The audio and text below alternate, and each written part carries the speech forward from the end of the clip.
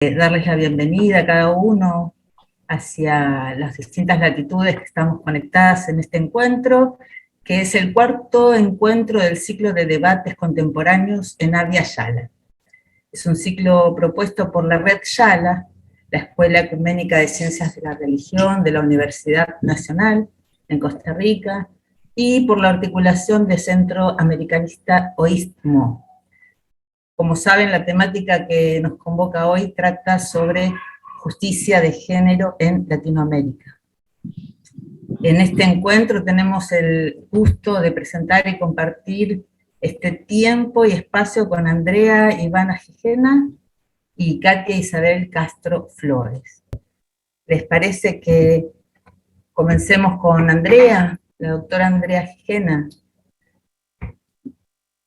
Andrea, usted ha investigado acerca de la participación política de las mujeres indígenas y de las mujeres campesinas en varios países del continente. Quisiéramos preguntarle, ¿qué distingue esa participación política de la de las mujeres indígenas y campesinas? ¿Qué desafíos nos presentan? Bueno, hola a todos y todas. Muchas gracias por la invitación. Es un placer estar acá. Tengo dos cositas. Por ahí se me dice que mi conexión es inestable. Si se llegan que por favor me avisen. Y la otra que creo que no pregunté era el tiempo, que me digan también, porque por ahí yo por ahí creo que como buena argentina, por ahí me puedo hablar. Bueno, con respecto a esa pregunta, yo volví un poco a pensar sobre cómo llegué a los temas de los últimos años y entonces contarles un poco que yo en realidad comencé trabajando no con mujeres, sino con grupos, un estudio comparativo de grupos indígenas y campesinos en Argentina. Y en ese proceso, hace como unos 10 o 15 años, yo me encuentro con presencia de dirigencia de mujeres en los dos grupos, dirigentes muy significativas y muy invisibilizadas en términos de cómo se ponía en la escena pública a nivel nacional en Argentina esas luchas y reivindicaciones. Eran grupos que tenían problemas, conflictos que atravesaban conflictos territoriales muy graves, muy violentos, y allí había realmente un proceso significativo de la dirigencia femenina. Y se dio en esas circunstancias que algunas dirigentes del movimiento campesino en ese momento accedieron a cargos de elección popular en sus provincias, ¿no? Los gobiernos subnacionales adentro de Argentina. Eso era raro, que sectores populares, subalternizados, sectores campesinos, dentro de un marco de conflictividad movilizados, accedieran a espacios que no eran no eran los. Yo estaba terminando mi tesis de doctorado en ese momento y conseguí un financiamiento para trabajar en Bolivia. Eso fue en el año 2011, que fue en los primeros años del inicio del gobierno el inicio del segundo mandato de Evo Morales, ya bajo la figura del Estado plurinacional. Y ahí también se da una cuestión bien significativa, que fue ese ingreso masivo de mujeres a trabajar en las estructuras estatales. Y en ese caso eran mujeres campesinas e indígenas. A partir de allí yo consigo, por cosas, digamos, nada, de la dinámica de mi trabajo, consigo varios financiamientos para trabajar el tema específicamente de mujeres indígenas en el Estado, en su participación en el Estado en diferentes instancias, y entonces yo hago un corrimiento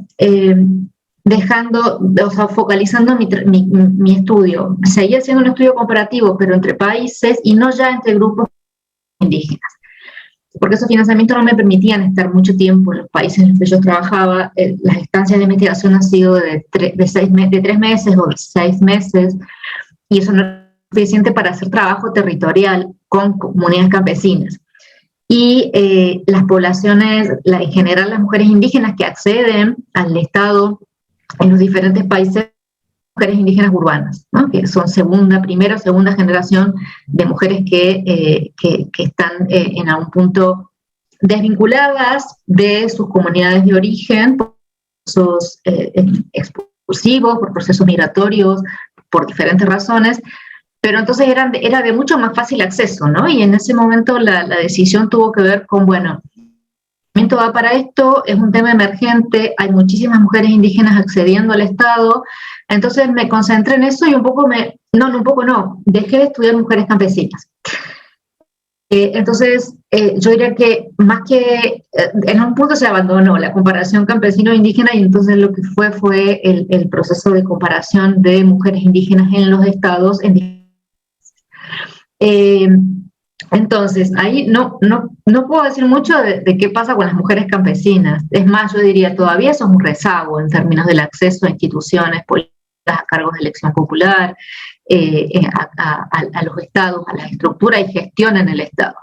Ahora, sí hay un proceso absolutamente en desarrollo y en algunos países consolidados de ingreso de mujeres indígenas urbanas, profesionales, a diferentes niveles de la estatalidad, gestión de políticas públicas y en algunos casos a elecciones de cargo de elección popular, que yo creo que eso está muy consolidado y en poco tiempo, porque digo, o sea, 10 años es mucho, 10, 12, 15 años, que es más o menos el periodo donde esto se consolida. Es poco tiempo para la larga historia de los pueblos indígenas, pero en realidad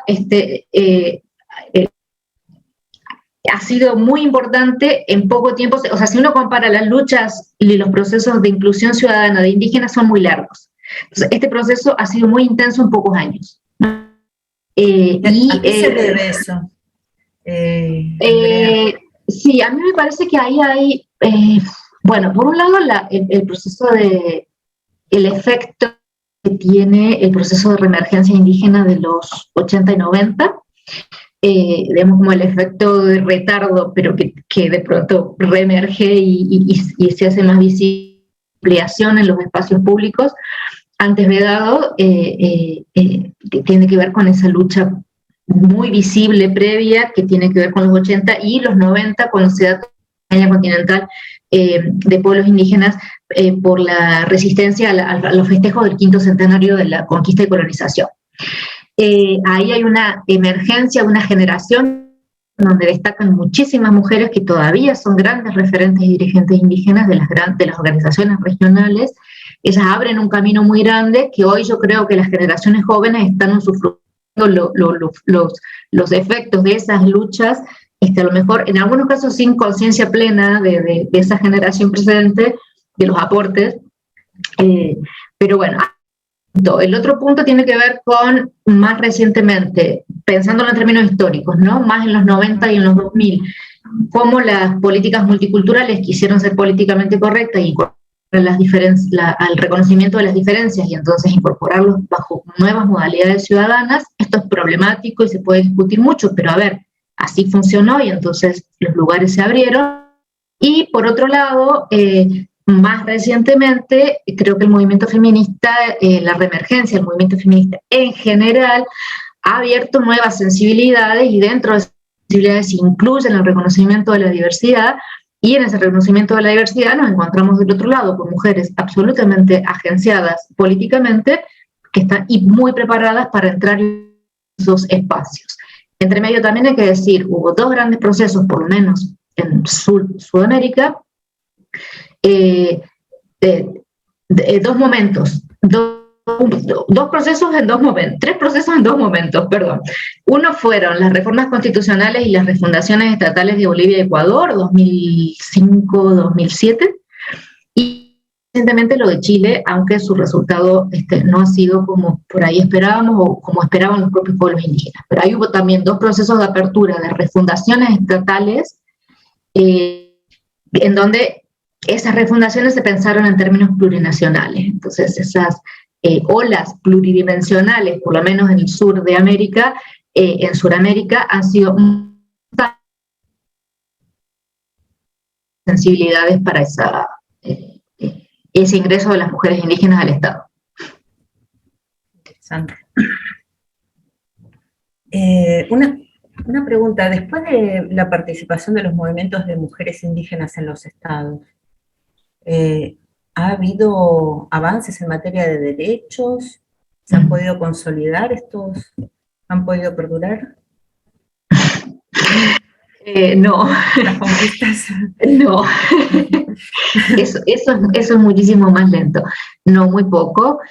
A ver, lo que pasa es que nunca han llegado como movimiento. Las mujeres que llegan no llegan necesariamente como movimiento de mujeres indígenas.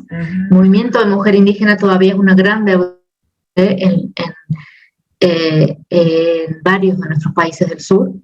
Hay movimientos indígenas, pero de mujeres indígenas o de articulación entre ellas, no. Entonces, individual en el marco de programas de financiamiento internacional que exigen la presencia de indígenas por la pertinencia cultural, así lo llaman. Y sí, muchas de las con las que yo he trabajado, con las que he dialogado, o sea, ellas están en áreas en donde intentan justamente trabajar específicamente para los pueblos. No, ahí está la resistencia de las dinámicas e inercias estatales que no los reconocen. Yo diría que en términos de avances de derecho, no, y todavía falta muchísimo. Y en todo caso, ellos se logran más por la movilización general del movimiento indígena y a veces en alianzas con el movimiento feminista, que por el ingreso de ellas en...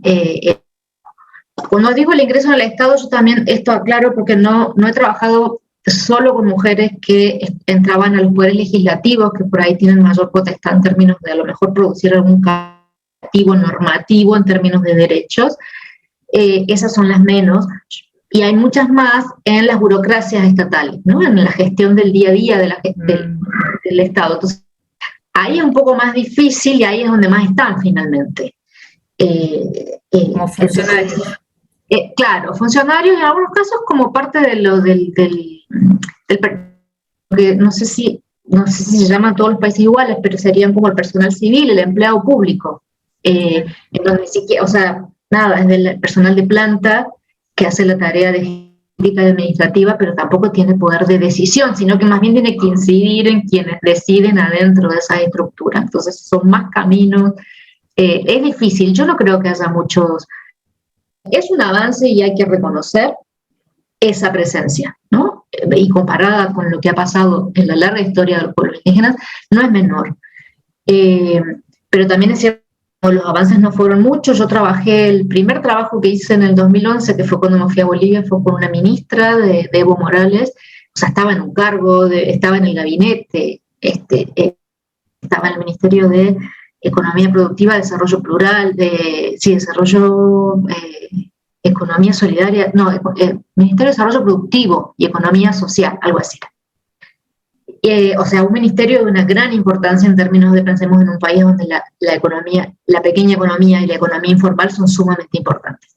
Eso no alcanzó a estar un año ahí adentro, y no por una mujer indígena, sino por una mujer blanca de la élite con formación en economía, en la economía tradicional. Entonces, tampoco les resulta fácil el trabajo ahí adentro.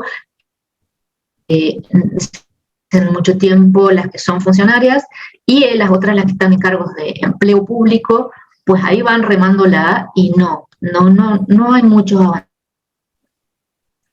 Decías esto de la falta, no sé si entendí bien, de la falta de articulación entre mujeres de los movimientos indígenas, ¿no? ¿Nos puedes contar un poco tu análisis? Sí, esta es una opinión muy personal, yo no sé si ellas pensarían lo mismo y esto. O sea, yo, por ejemplo, en Argentina no creo que haya un movimiento amplio de mujeres indígenas. Hay experiencias de articulación entre algunos referentes de algunos pueblos con una gran visibilidad e incidencia, pero que no representan a mucho de lo que está viviendo el cotidiano en organizaciones indígenas. O sea, no es masivo, ni absolutamente representativo, ni amplio. Es importante y tiene mucha visibilidad y a veces pone en agenda algunos temas. En agenda mediática, no sé si ha tenido la repercusión en términos de agenda legislativa y que eso se traduzca en derechos, ¿no? Pero agenda mediática sí. Pero uno diría, a ver, en Argentina hay 34 pueblos, 34 o más. Adentro de esos pueblos hay muchísimas organizaciones y los pueblos están en diferentes provincias dentro de la Argentina. O sea que es amplísima, heterogénea la realidad de los pueblos indígenas, y no existe un movimiento amplio que articule a eso, con referentes, con grandes dirigentes, por lo menos a más de la mitad de esos pueblos. Entonces, por allí algunos temas de agenda llevan algunas articulaciones, pero no hay una orgánica de movimiento de mujeres indígenas. En Chile, que la organización es un poco más fuerte, tampoco hay una articulación entre mujeres de diferentes pueblos tan clara y una orgánica esto, ¿no? Y con diferentes niveles organizativos y de representación. En Bolivia sí, por allí las grandes, o sea, las viejas organizaciones, ¿no? Más tradicionales reúnen a campesinos indígenas y originarios, pero también ahí hay una cosa de las mujeres en general han resistido bastante la organización y funcionamiento de organizaciones mixtas, ¿no? Entonces, ahí yo creo que eso es significativo en términos del posicionamiento de los temas, insisto, no solo en la agenda mediática y social, sino que eso se traduzca en una agenda, por ejemplo, legislativa y de avance de derechos especiales, específicos y puntuales para mujeres indígenas. Esa es la sensación que tengo yo, digamos, más como analista, ¿no? Como mirando. Puede que ellas no acuerden con esta mirada que tengo yo afuera, ¿no? Claro. Siempre va a ser una mirada de afuera, pero... Sí. Yo estuve leyendo, escuchándote en una ponencia que hiciste en Calas, y me surge esta pregunta, ¿no? Como en la genealogía de los movimientos feministas y de los movimientos indígenas en Abya Yala. Decías como que el objeto de sus luchas y su desarrollo han corrido en paralelo, sin intersecciones, si entendí bien, ¿no? Y que a partir de mediados de los años 90, estos movimientos se han posicionado de alguna manera, aunque desde perspectivas diferentes, frente a lo institucional estatal. ¿Considerás que hoy estamos frente a las condiciones de posibilidad de que ambos horizontes, los horizontes de ambos movimientos, digamos, configuren en un común despliegue de sus agendas? O sea, de alguna manera que intersecten y amplíen la inclusión de los sujetos de los feminismos hacia como una universalización de las luchas y conquistas, digamos. Sí, yo ahí en eso, eso es lo que vengo trabajando en los últimos años, un poco volviendo sobre mis 10 años de trabajo para atrás, y fue eso, ¿no? O sea, el proceso, el feminismo del segundo ciclo, la segunda ola en nuestra región, tiene las mismas fechas y en alguna medida los grandes hitos en términos de reconocimiento internacional y de transnacionalización que el movimiento indígena mixto.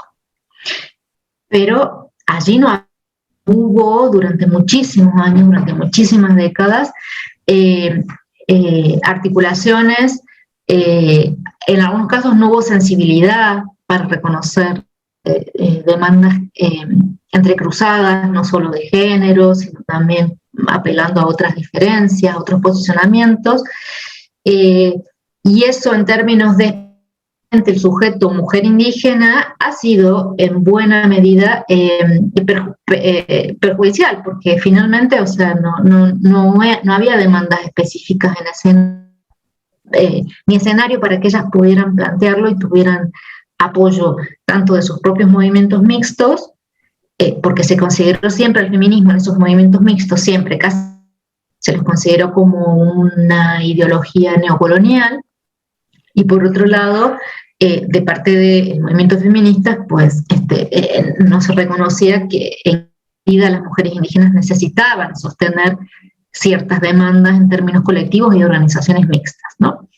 Era más bien una idea de un feminismo más... entonces van canalizando su posicionamiento internacional, sus procesos organizativos, los reconocimientos en organismos internacionales en las mismas fechas. Es impresionante la simultaneidad de los procesos históricos y de los procesos de institucionalización de esa movilización, y nunca el cruce. Y ese cruce se empieza a dar ahora, y yo lo sostengo eso en lo que sale a propósito de esa conferencia de Calas, que es que a partir de los 2000 se produce, yo creo que hay dos cosas, ¿no? Primero, a partir de los 2000 hay una renovación que nos pone a todos en una nueva sensibilidad respecto de otras perspectivas y cosmovisiones, como son las indígenas, y entonces esa sensibilidad empieza a calar de manera... ¿no? Y entonces nos vuelven receptivos a entender esos otros mundos, esas otras cosmovisiones, reconocer la autoridad epistemológica, autoridad política, autonomía política. Y por otro lado, ya en los últimos años, el feminismo también reaparece, y reaparece renovado, digamos, claramente porque hay un recambio generacional. Entonces, en ese entrecruce es también un recambio generacional adentro del movimiento indígena. Entonces, las jóvenes generaciones indígenas, que son chicas plenamente urbanas, buena parte profesionales, que han completado los estudios universitarios, en algunos casos tienen estudio de posgrado, esas chicas tienen acceso a a las críticas, a la renovación epistémica y a las críticas epistemológicas respecto de la modernidad colonial, pero también tienen acceso al feminismo, y ahí les empieza a cerrar un montón de cosas que la generación anterior no. Pueden revisar las prácticas patriarcales de sus propios pueblos. En algunos casos no se dicen feministas, pero a ver, sí reconocen la existencia de un patriarcado. Y entonces ahí el escenario es absolutamente propicio. Está todo por construirse y está todo abierto, y ya tenemos experiencias, algunos ejemplos de estos procesos que van en ese camino de articulaciones que no sabemos si van a ser duraderas y que no sabemos si van a tener un resultado cierto. Todo parece muy escenario, pero a ver, nunca hubo un escenario en la historia ni del feminismo ni de la movilización indígena, nunca hubo un escenario donde esas articulaciones fueron al menos posibles y pensables. Y eso a mí me parece de una potencia política tremenda, más allá de que si eso finalmente vaya a canalizar en algo o no.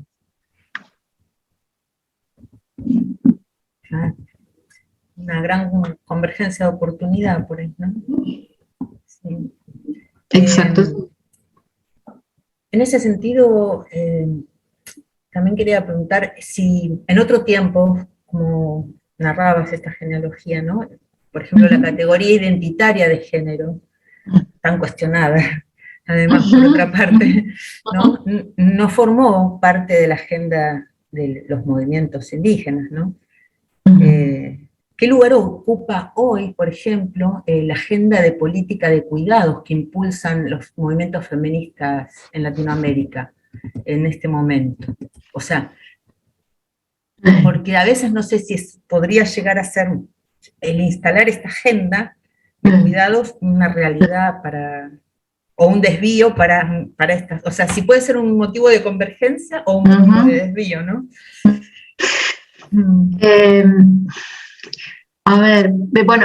Primero, el tema de la identidad, o sea, fueron dos construcciones identitarias en estos tiempos que yo digo, paralelos, pero identidad indígena y la identidad de género, ¿no? Eran dos cosas que no iban y fueron muy fuertes esas construcciones identitarias, y sí tienen cierto arrastre hasta ahora. En la medida que esas construcciones identitarias empiezan a tambalear, que es la gran parte que resienten ahora tanto indígenas como las viejas feministas y algunas mujeres, o sea, en la medida que eso eso tambalee, se abren las oportunidades, ¿no? Pero claro, se tambalea una construcción sobre la cual se pudo sostener la propia existencia como sujeto político adentro de de estructuras que no los reconocían, ¿no? Es como, es difícil salir de eso. Como abandonar, ¿no?, los privilegios. Claro, más sí. O menos. Los privilegios, pero en estos casos no es el privilegio, sino abandonar el pilar sobre el cual se convirtieron en sujetos políticos en un momento histórico. Entonces, o sea, sí, a mí me resulta entendible que la desestabilización identitaria genere tanto de resistencia, pero en la medida que se haga, yo creo que hay muchas cosas. Y con respecto a lo de los cuidados, como yo vengo de una, o sea, yo no sé si entro al feminismo, yo no entro al feminismo por el feminismo, sino que yo entro al feminismo por el tema indígena. Y cuando el feminismo no era lo que es hoy, ¿no? Tan masivo, tan conocido, tan aceptado. Yo siento, pero esta es mi mirada particularísima, de que en realidad el movimiento indígena y las mujeres indígenas plantearon mucho antes que el movimiento feminista contemporáneo el tema de los cuidados, ¿no?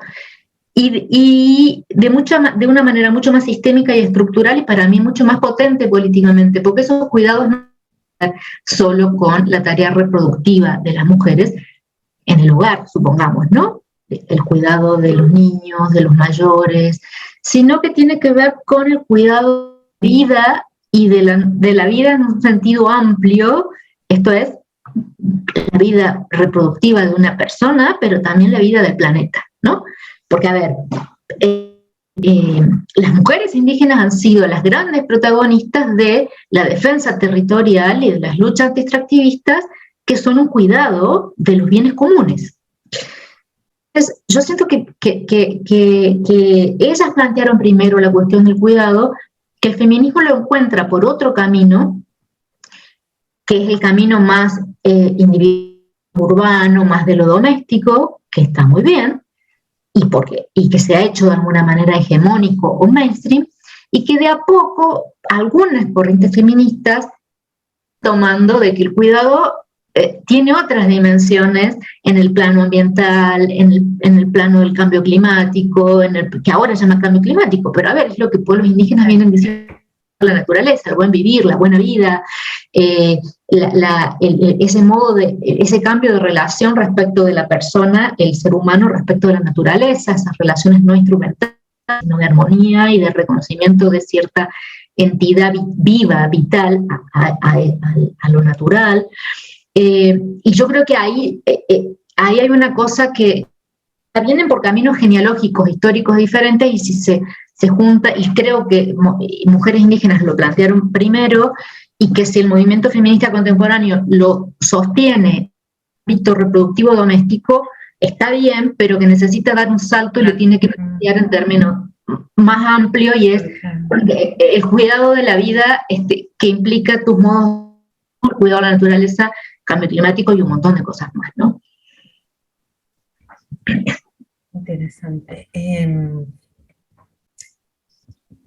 Tengo la esperanza que estos horizontes se encuentren como en un proyecto de transformación, ¿no?, de las relaciones de poder,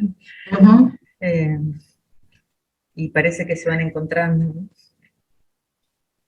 Creo que hay un deseo también en muchos de que se encuentren, ¿no? Creo que los caminos son difíciles, pero por favor que se encuentren. Sí. Muchas gracias, Andrea. No, por favor. Katia, quisiera preguntar, Katia, de los compromisos asumidos por los estados ya hace 40 años, mediante la Convención sobre la Eliminación de todas las formas de discriminación contra la mujer, la CEDAW, ¿en cuáles notas un menor avance en la región centroamericana, ¿no? Bueno, muy buenas tardes, compañeras, compañeros. Es un gusto de veras estar aquí conversando sobre este tema tan importante, porque somos la mitad de la sociedad, la mitad de la humanidad, la que está implicada, ¿verdad?, en estas temáticas.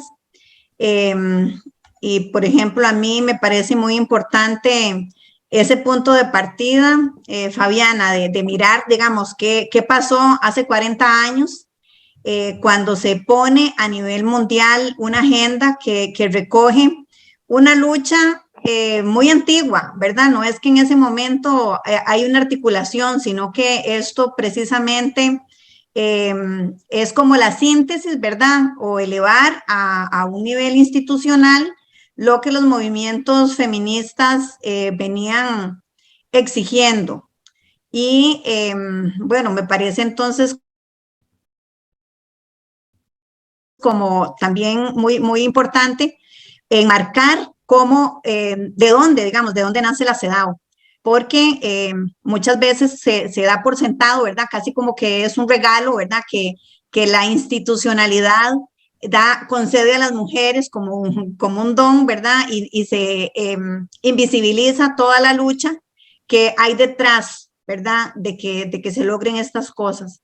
Entonces, bueno, hay que recordar que el movimiento feminista logró posicionarse en estos años, ¿verdad? En los años 70 con una fuerza impresionante.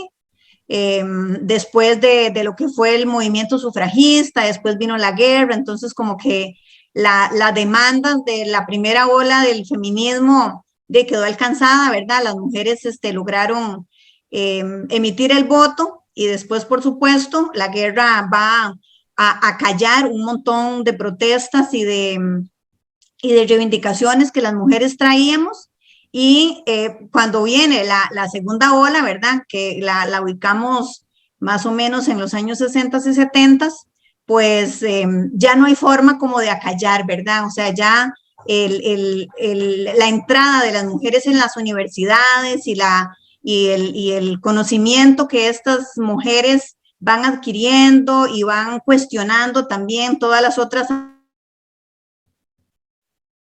áreas del saber, es la fuerza, digamos, que esa energía, ¿verdad?, incontrolable de esta segunda ola, que es la que va a socollonear, ¿verdad? Es como un terremoto para decir, no, esto no se puede quedar así, es bien, nos costó mucho, bueno, las sufragistas inglesas, 80 años, lograr el sufragio, en Costa Rica 30 años, cada país tiene, ¿verdad?, su propia historia de cómo adquirió este derecho tan importante, pero entonces llegamos a esta década de los 70 y cómo entonces todas estas demandas de todos los países logran hacer la declaratoria del decenio de las mujeres, ¿verdad? Entonces hay toda una efervescencia, toda una movilización de diferentes grupos de mujeres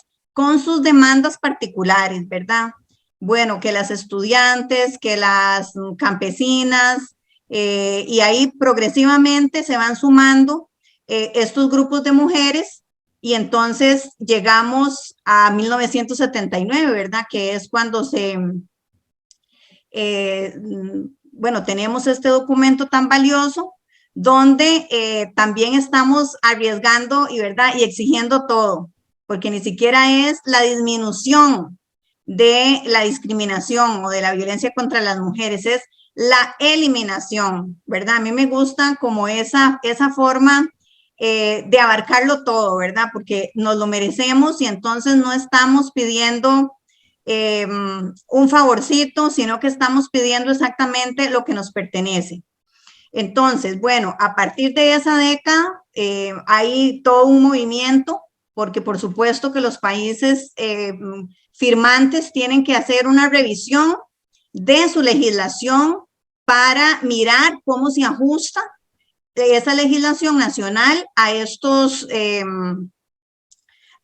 temas, ¿verdad? O sea, desde la educación, desde la participación política de las mujeres, desde, bueno, los códigos salud, inclusive, exacto, ¿verdad? Y los códigos civiles, todo cómo se configura la familia, cuál es el papel que la mujer está jugando ahí, cuáles son las características que esa legislación patriarcal también ha ido impregnando, ¿verdad?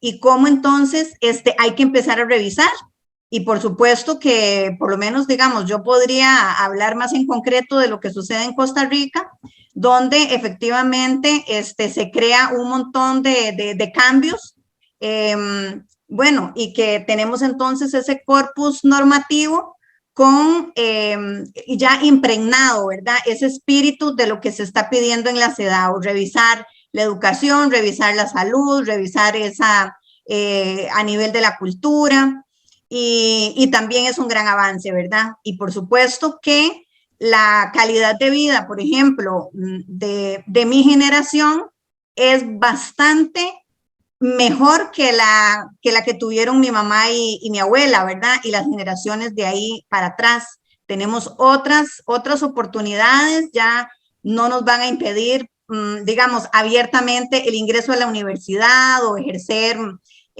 una profesión o no, ¿verdad? Como pasó aquí en Costa Rica, por ejemplo, con Ángela Acuña Brown, que es una de las mujeres que forma la Liga Feminista en los años 30, que ella se gradúa como abogada, pero no puede ejercer, porque como no es ciudadana, entonces igual tiene su título y no puede ejercer. Bueno, ya en este momento no sucede una cosa como la que le pasó a Ángela Acuña Brown, pero tenemos un montón de estructuras culturales que siguen afectando el que las mujeres, a pesar de que tengan el acceso a la educación superior, se vean también limitadas. Y bueno, yo creo que entonces tenemos un avance significativo que por supuesto hay que celebrar y hay que recordar, ¿verdad? Y hay que agradecerle a todas esas ancestras que nos posicionaron en el momento que estamos hoy en día, pero desde una mirada crítica, porque si revisamos cualquier parámetro, en ninguno hay paridad, ¿verdad? Entonces, todavía la discriminación es bastante sensible, sobre todo en algunas áreas, pero no existe un solo indicador donde la participación de las mujeres en alguno de los ámbitos, ni en la política, a pesar de las cuotas, ¿verdad?, que se negociaron, es paritaria, ni tampoco, por supuesto, ni en el campo de la producción de la cultura. Inclusive parece decirse, ¿verdad?, que la educación es una de las áreas tal vez como más paritarias, pero en cuanto se van accediendo a los ámbitos altos, por ejemplo, bueno, ¿cuántas mujeres logran ser decanas? ¿Cuántas mujeres son catedráticas? Ahí nuevamente vamos a encontrar ese, bueno, lo que se llama, ¿verdad?, el techo de cristal. Entonces aparecemos en un número importante como estudiantes, pero bueno, ¿cuántas llegan a ocupar esos cargos altos? O, por ejemplo, en la política. Aquí en Costa Rica, solamente una mujer ha llegado a ocupar la presidencia, ¿verdad? Como un hecho simbólico. No es que esa mujer tampoco haya luchado y abanderado, ¿verdad?, las causas propias de la agenda de las mujeres. Y así pareciera que si hay alguna mujer entonces en alguno de estos ámbitos, pareciera que ya tenemos que contentarnos con que una lo logró, ¿verdad? Y que esa una nos representa a todas, y no es así. Entonces, bueno, pensamos, ¿verdad?, que la agenda está abierta en todos los puntos, en todos absolutamente, porque inclusive en la educación, que como ya señalé, es el ámbito tal vez más abierto y más democrático, tenemos muchas amenazas.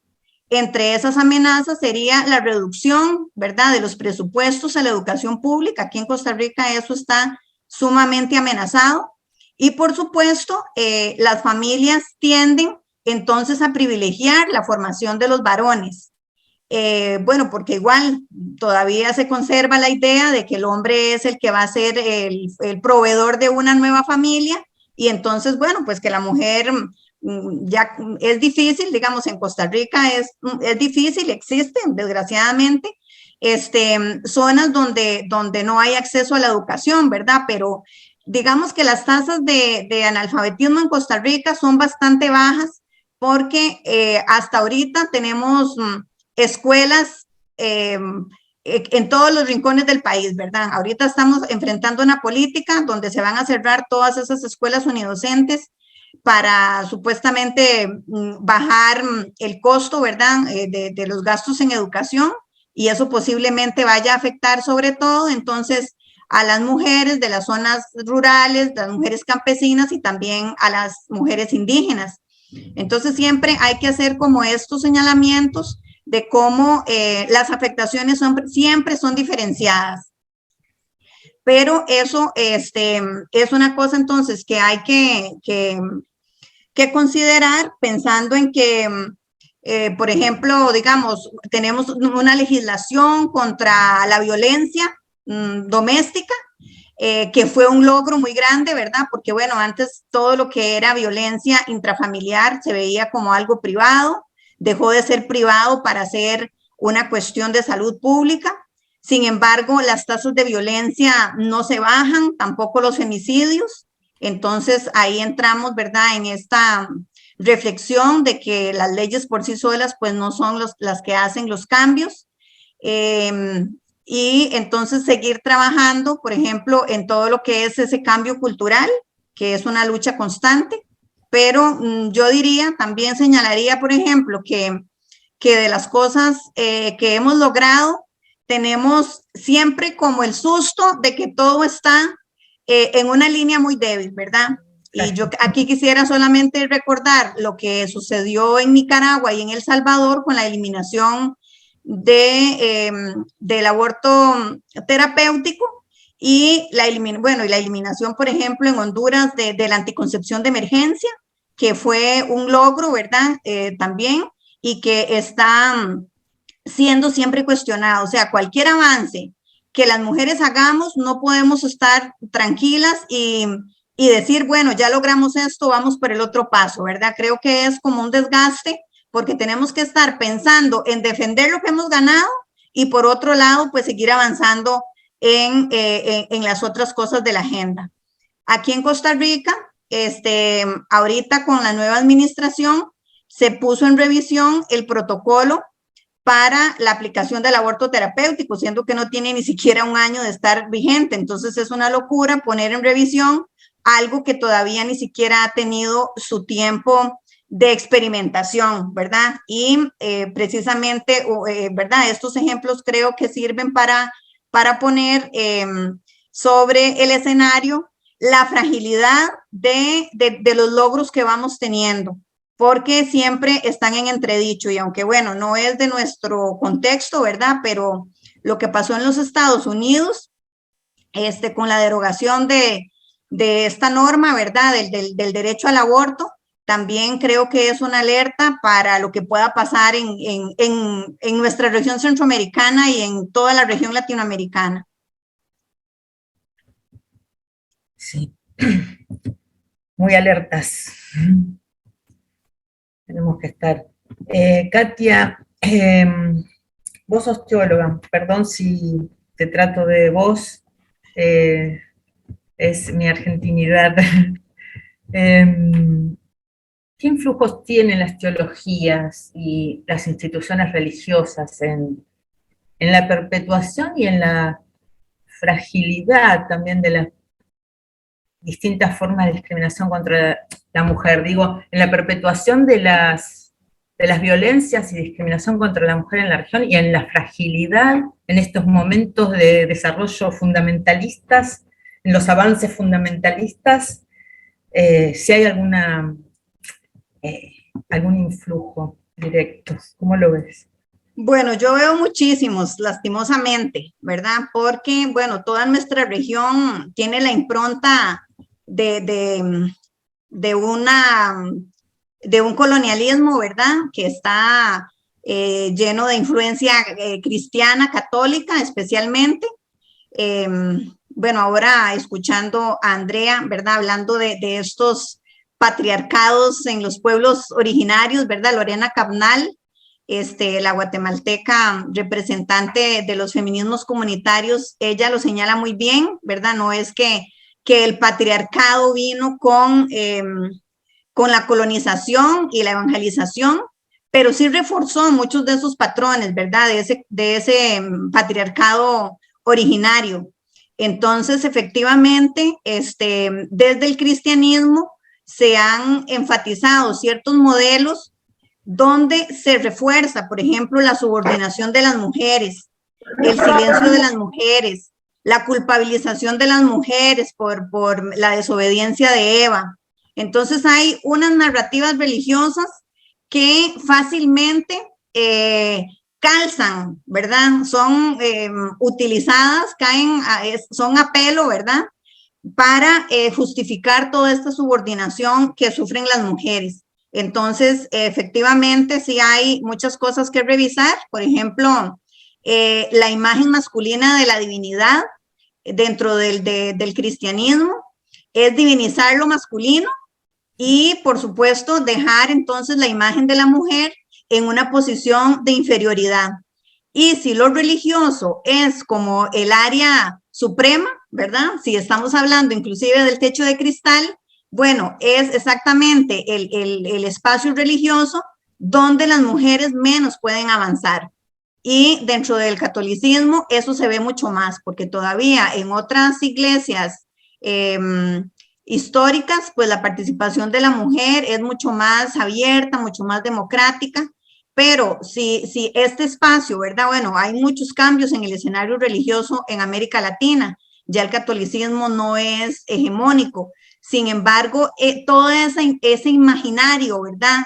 De Dios, representante, o lo masculino, representante de Dios, ¿verdad?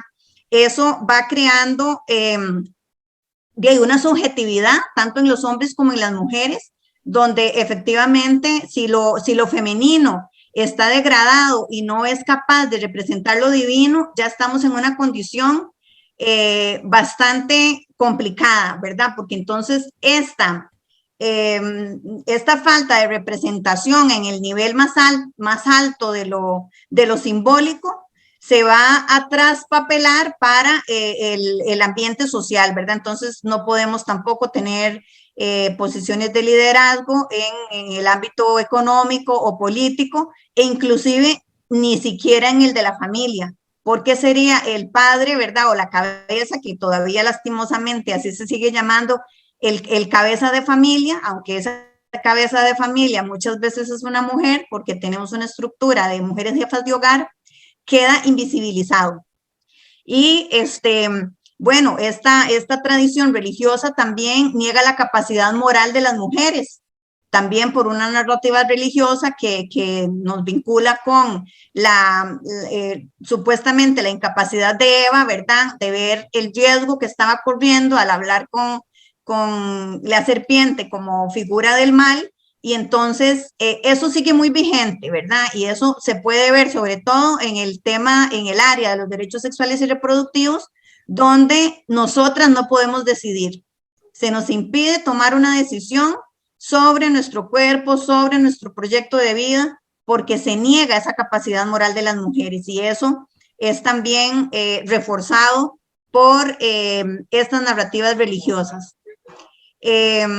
También, bueno, todo lo que es propio de las mujeres, la cotidianidad de las mujeres, tampoco ha sido reconocido para representar lo divino. Aunque, digamos, si hacemos una lectura alternativa en los evangelios o las imágenes que Jesús usó para hablar del reino, como la mujer que amasa la masa, como otras expresiones, ¿verdad?, de Jesús que habla de la gallina que cobija sus polluelos.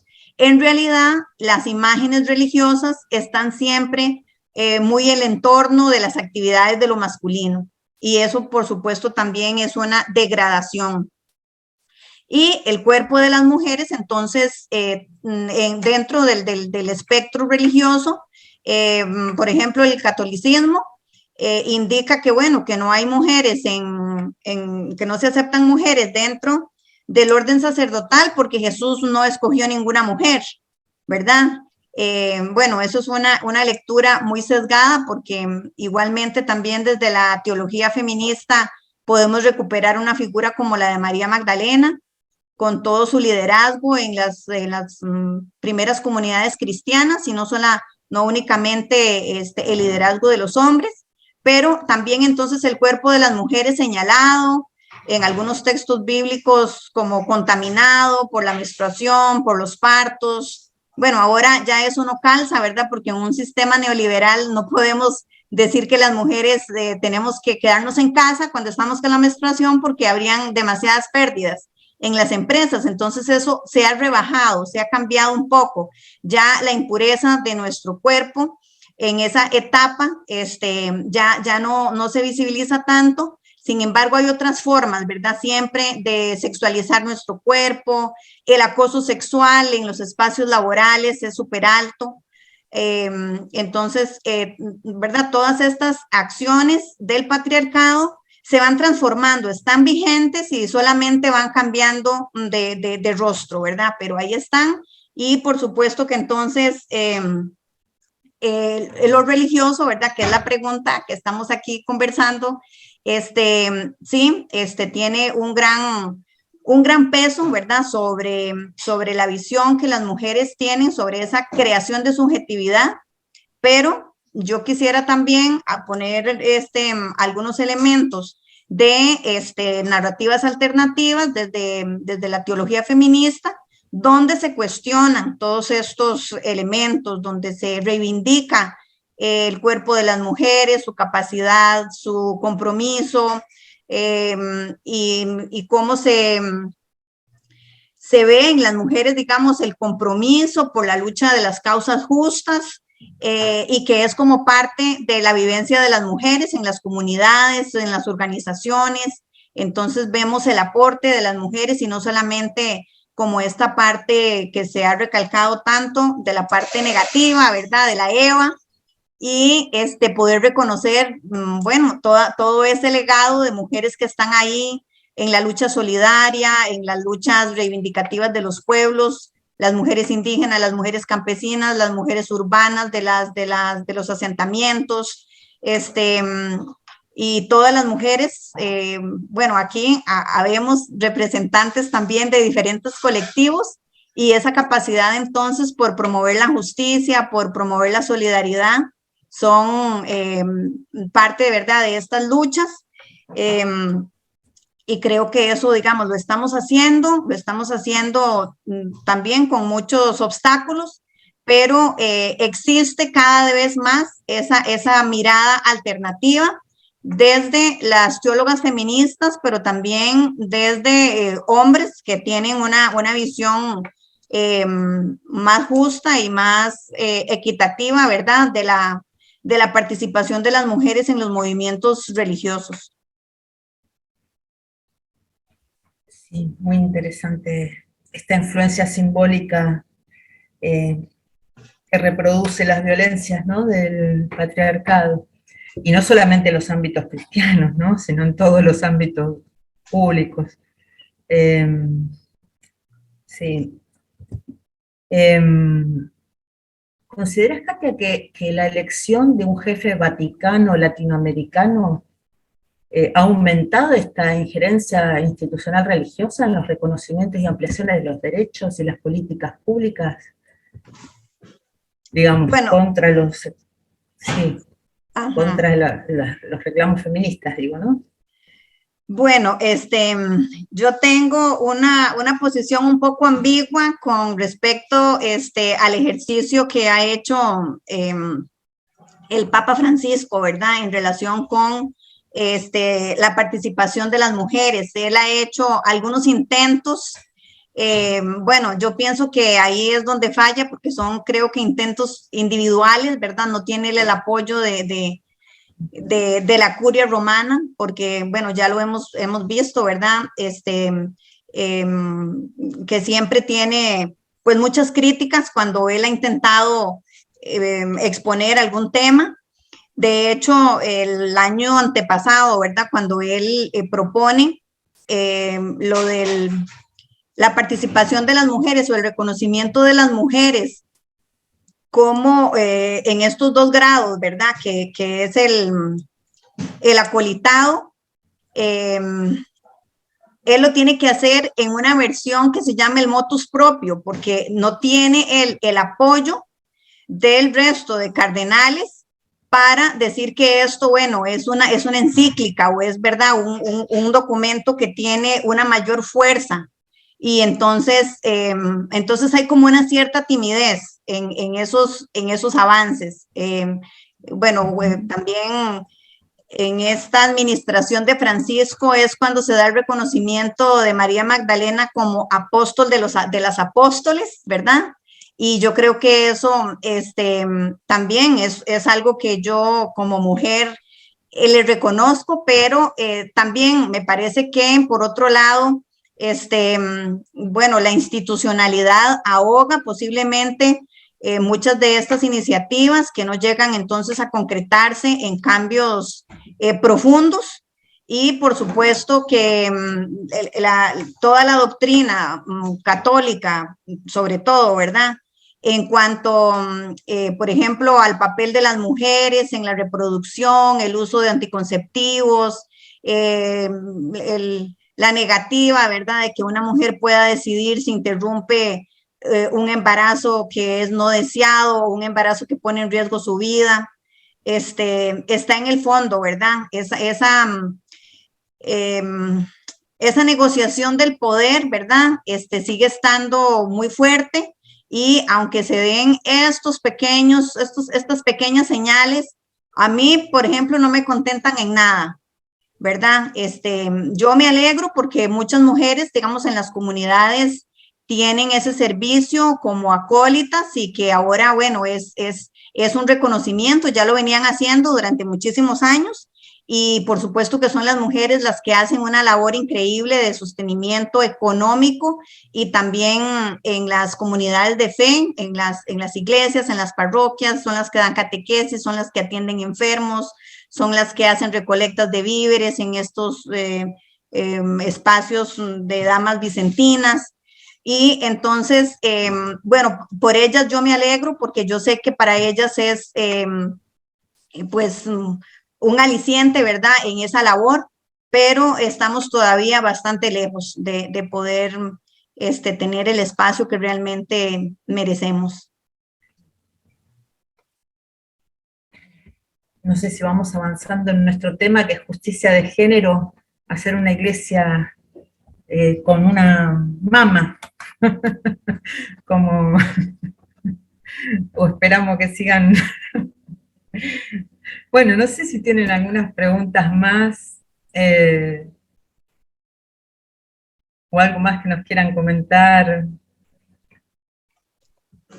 o abrimos el micrófono para alguien que quiera hacer alguna pregunta. Sí, a mí me gustaría, tal vez, si alguna de las personas que están quieren comentar alguna cosa, porque, ¿verdad?, queremos hacer una conversación, y entonces sería muy bueno escuchar apreciaciones o aportes de las personas que están en la sala.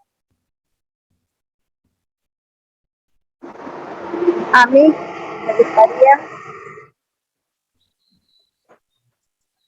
Adelante, Laura. Estando aquí caminando para la escuela, entonces tuve que salir, entonces hay un poquito de bulla. ¿Me escuchan bien? Sí. Sí, señora. Ok.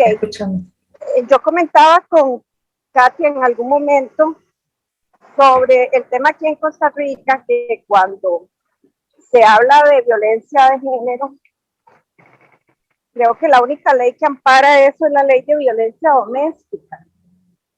Entonces tiene que ser un tema de, o no sé cómo está eso, Katia, un tema de que sea el marido el que lo agreda a uno o algo así, porque si es en una institución pública o en alguna asociación de desarrollo o en algún ente así gubernamental, no lo ampara, no ampara a la mujer esa ley. ¿Cómo anda eso? No sé, yo sé que no es un tema tal vez de legalidad, o que no estamos hablando de un tema de legalidad, pero verdad que por ahí anda, o sea que falta mucho todavía por hacer acá. Efectivamente, Laura, bueno, la ley contra la violencia doméstica exactamente está restringida al ámbito doméstico. En cuanto, por ejemplo, al femicidio, se hizo una reforma para que también, digamos, esta figura sea un poco ampliada, no solamente cuando lo comete la pareja o expareja, sino, bueno, por el solo hecho de ser mujer y la forma en la que una mujer pierde su vida. Entonces, bueno, eso es como un pequeño avance que se hizo con respecto de esa ley. Pero hay otra legislación, por ejemplo, la que tiene que ver con la ley contra el acoso sexual en el empleo y la docencia, que está, bueno, más amplio, por supuesto, ¿verdad?, en el ámbito laboral, pero que tiene que ver también como el tema del acoso sexual. No hay otro tipo de violencia, ¿verdad?, manifestado ahí. Tenemos más recientemente la ley contra el acoso sexual callejero, que es yo creo que es la última de las leyes que se ha aprobado y que tiene que ver con cualquier manifestación de acoso sexual, sea en el transporte público o privado o inclusive en la calle, ¿verdad? Que esto ha sido una lucha muy, muy intensa que se ha librado, porque culturalmente está naturalizado lo que aquí se dice piropo, ¿verdad? Decirle una palabra que haga sentir mal a una mujer o incluso, bueno, ya los tocamientos. Pero cuando hablamos de este particular a lo que se refiere Laura, ¿verdad? Yo creo que aquí tenemos, digamos, una legislación tal vez más amplia y más... tal vez nos falta como concretar, porque la misma CEDAW habla de eliminación de toda forma de discriminación. Y precisamente eso que usted habla, ¿verdad? Lo que se da en las asociaciones, en los grupos comunales, eso es discriminación. Y eso, bueno, se puede denunciar, que para mí yo creo que una de las formas es la denuncia social, ¿verdad? Ir a los tribunales también debería ser un derecho al que tengamos acceso, pero el otro es la denuncia social, porque cada día hay más conciencia de que las mujeres podemos participar, de que podemos postularnos, ¿verdad?, para presidentas de asociaciones comunales, deportivas, culturales. Y yo pienso que, bueno, ahí es una de las áreas, Laura, que quizás es en lo que haya que seguir trabajando, porque por supuesto la discriminación está a la orden del día en todos esos espacios.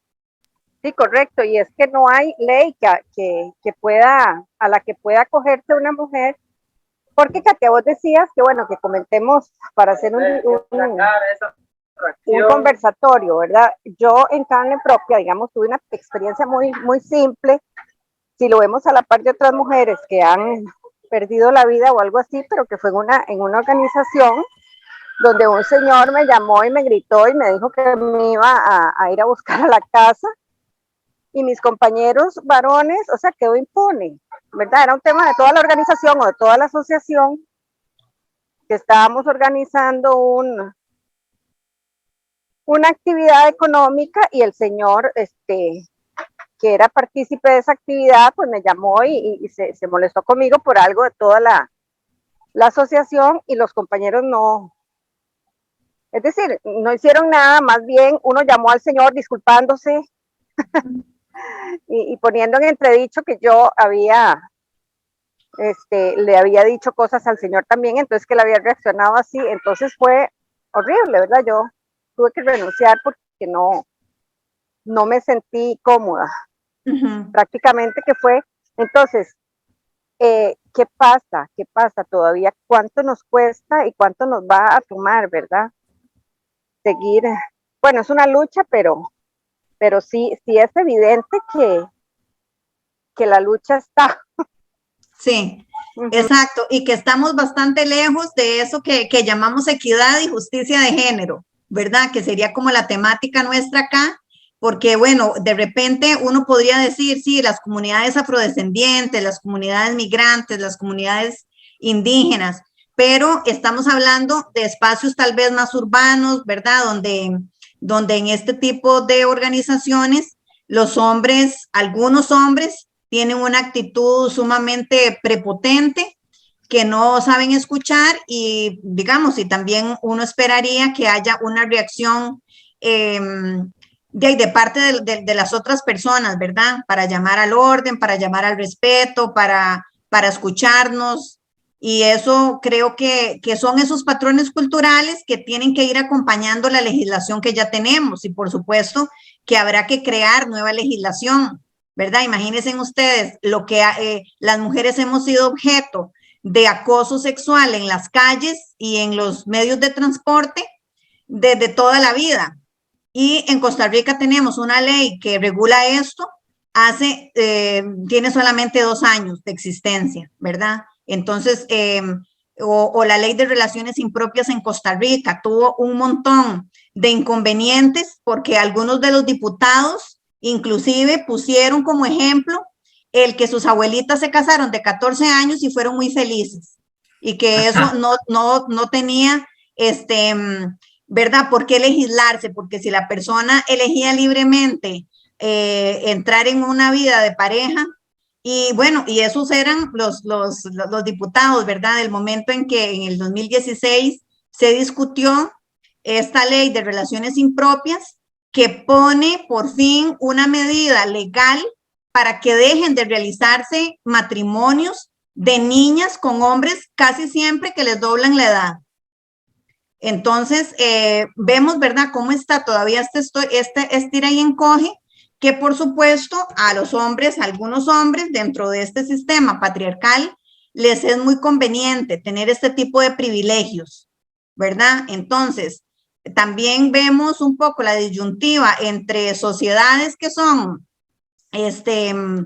formalmente igualitarias, porque aquí ya nadie nos va a decir que no podemos estudiar o que no podemos participar en una reunión, pero que por otro lado existe ese patriarcado oculto en todas estas acciones de, ¿verdad? Cuando nos gritan, cuando no nos dan la palabra, cuando no nos escuchan o cuando las propuestas que las mujeres hacemos primeramente parece que no fueron aceptadas, pero cuando las dice un hombre, parecen la idea más genial que salió de la reunión, ¿verdad? Entonces, este tipo de cosas siguen vigentes y siguen nutridas por un montón de prácticas, ¿verdad? Que están en las familias, que están en las iglesias, que están en los juegos, ¿verdad? En los espacios, las mujeres seguimos ocupando las fronteras, ¿verdad? De los patios escolares, porque los niños toman el centro de los patios escolares y los juegos que se realizan. Nosotras miramos, ¿verdad? Inclusive la CEDAW indica, por ejemplo, que todo lo que tiene que ver con espacios deportivos deberían ser tomados en cuenta para que las mujeres participemos por igual, y las mujeres, por lo menos aquí en la zona donde yo vivo, seguimos siendo las espectadoras de los partidos de fútbol los domingos, ¿verdad? El espacio comunal es ese espacio y les pertenece a los hombres por derecho propio. Si las mujeres se meten ahí, es como decir, bueno, si las golpean, no se vayan a quejar. Y creo que este tipo de prácticas que están muy naturalizadas, inclusive en los hogares, ¿verdad? Cuando se hace esa distribución de que las niñas tienen más recargo, eso está en la encuesta sobre el uso del tiempo aquí en Costa Rica del 2017. En todos los grupos de edad, las mujeres tienen un recargo hasta de más del 50% en las labores del hogar, ¿verdad? Entonces, no estamos haciendo ese cambio fundamental para que las niñas tengan más tiempo de ocio, más dedicación para los estudios, más tiempo para el autocuidado, porque ese patrón de la distribución de los cuidados siempre está mal distribuida.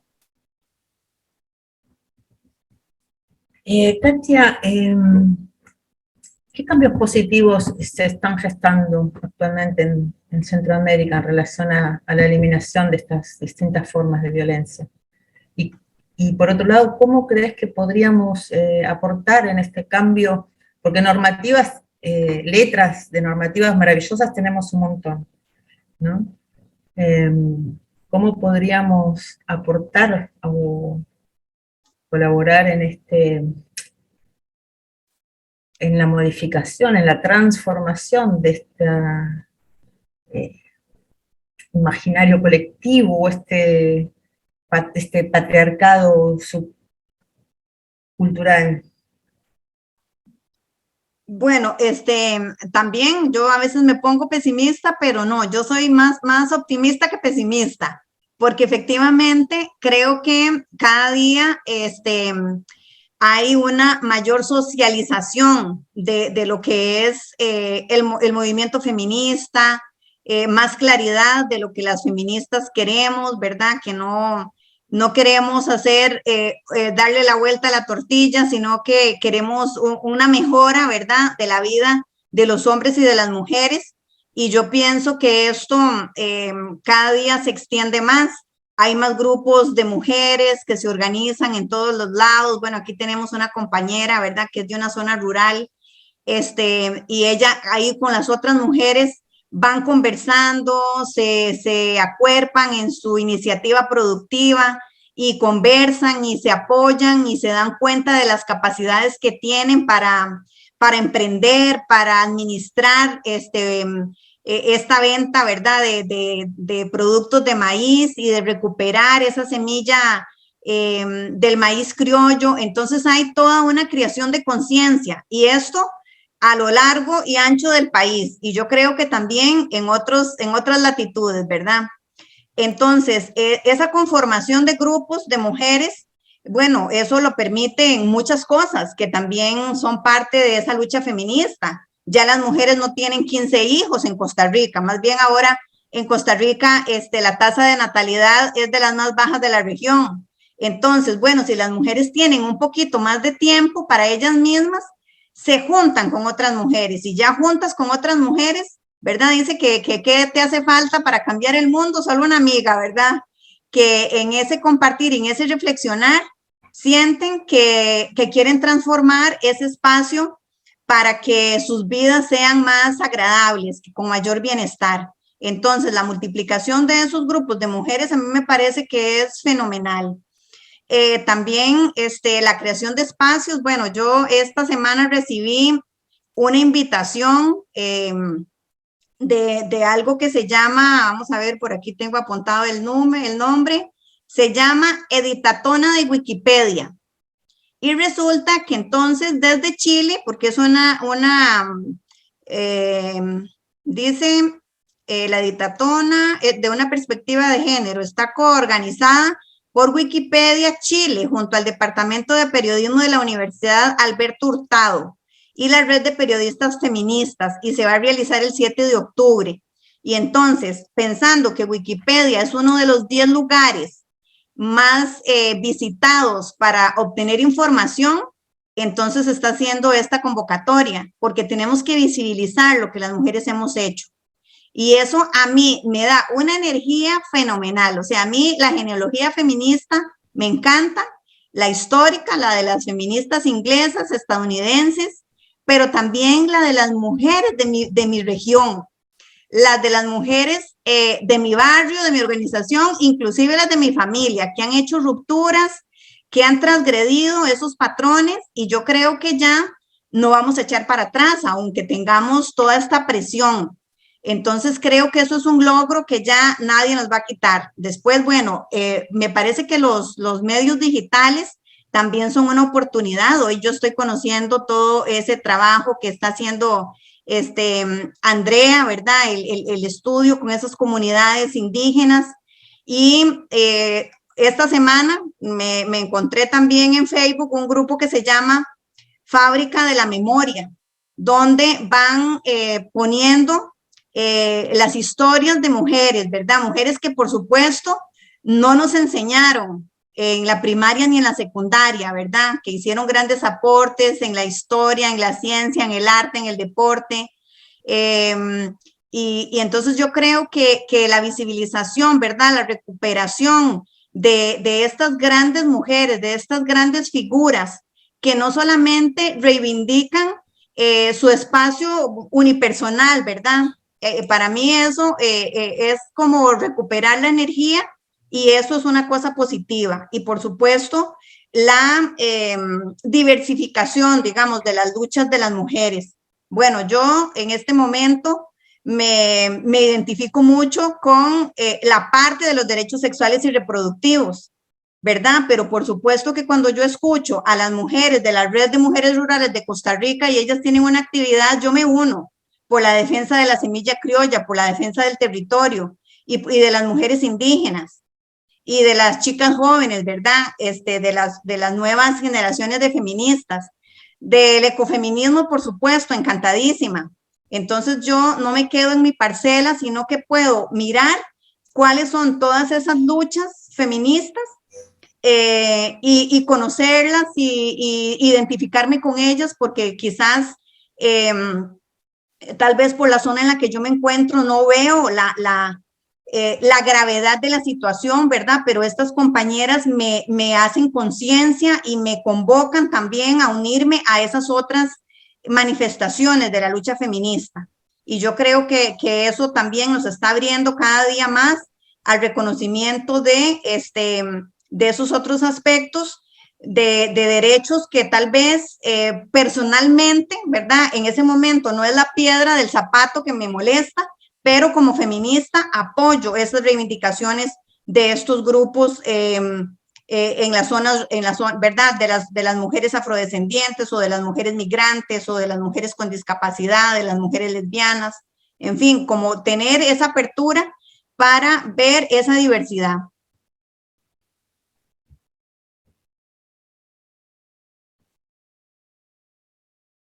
Sí, María. Bueno, gracias a ambas. Escuchando esto último de Katia, me estaba acordando del proyecto, un proyecto en el cual yo trabajo, en la misma unidad académica de Katia, que se llama Resistencias, Educaciones y Espiritualidades. Y este año hicimos un mapeo de la resistencia en Costa Rica. Escogimos 10 grupos en resistencia que tenían evidente trabajo educativo, de transformación social, y 12 grupos. Y lo más evidente, y aquí hay representantes de 2 de esos grupos, lo más evidente es que las mujeres son quienes hacen la resistencia social en Costa Rica, la resistencia social y cultural. Eso por un lado quiere decir que primero que haya que resistirse, es decir, la violencia sigue y las formas de exclusión siguen. Si no, no habría resistencia. Y segundo, que las mujeres son quienes lideran la resistencia. De los 12 grupos, solo uno no era liderado por mujeres. Y de los 12, solo 10 de esos 12 grupos están conformados totalmente por mujeres. Algunos que mencionaba acá, de mujeres indígenas, mujeres de maíz, aquí está Elizabeth,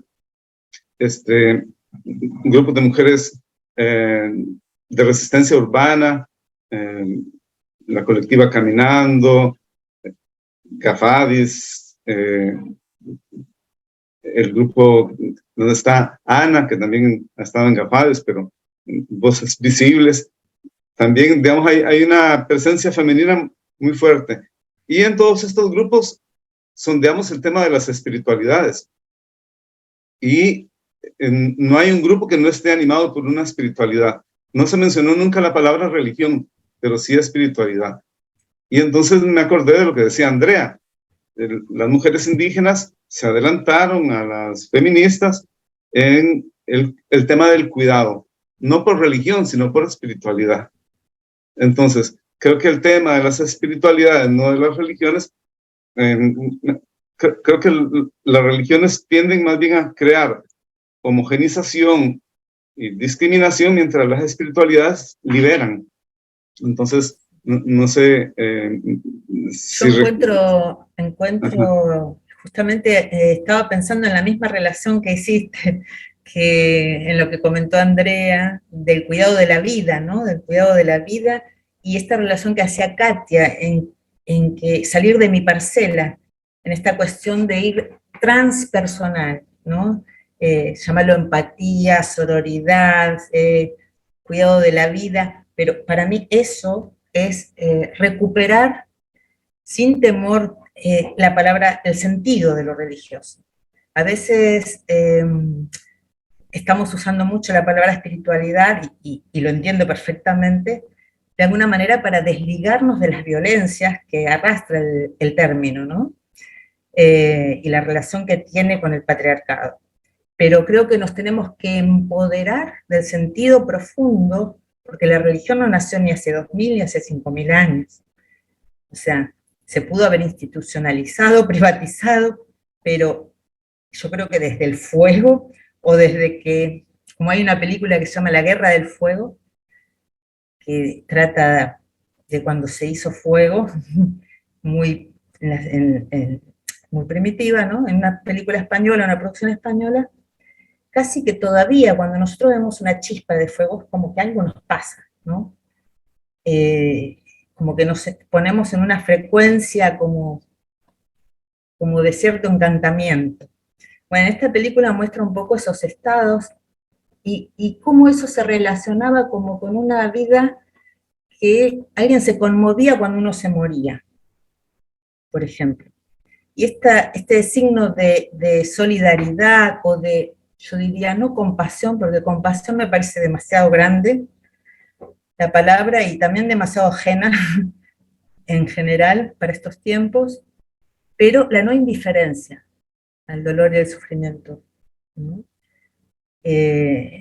Lo pondría por lo menos en esos términos de no indiferencia hacia el dolor y sufrimiento de otro. Y por ahí las mujeres tenemos eso para dar, ¿no? Ese útero que de alguna manera lleva una chispa y que nos puede despertar a alumbrar la vida y en todo sentido, ¿no?